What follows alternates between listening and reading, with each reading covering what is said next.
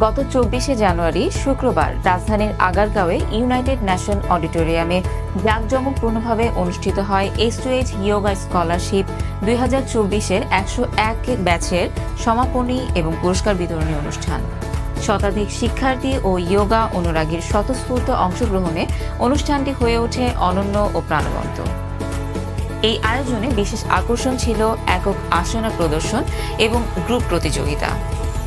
অংশগ্রহণকারীদের দক্ষতা এবং পরিশ্রমের স্বীকৃতি হিসেবে মেডেল, ক্রেস্ট এবং ট্রফি প্রদান করা হয়, যা তাদের উদ্যমকে আরও অনুপ্রাণিত করবে বলে সেলফ হিলিং হাব বিশ্বাস করে। ইয়োগায় অবদান রাখার জন্য স্পেশাল কন্ট্রিবিউশন অ্যাওয়ার্ড 2022 সম্মাননা লাভ করেন ইয়োগা আচার্য হু ফাউন্ডেশনের মোহাম্মদ কামরান, যিনি কমিউনিটি বেসড ইয়োগা প্রসারে অসাধারণ অবদান রেখেছেন।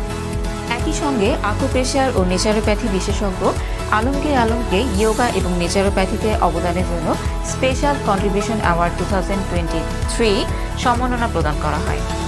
অনুষ্ঠানে সেলফ হিলিং হাব মুক্তিযোদ্ধা সম্মাননা প্রদান করা হয় বীর মুক্তিযোদ্ধা সুকুমার শর্মাকে, যা পুরো আয়োজনে এক আবেগঘন মুহূর্ত যোগ করে।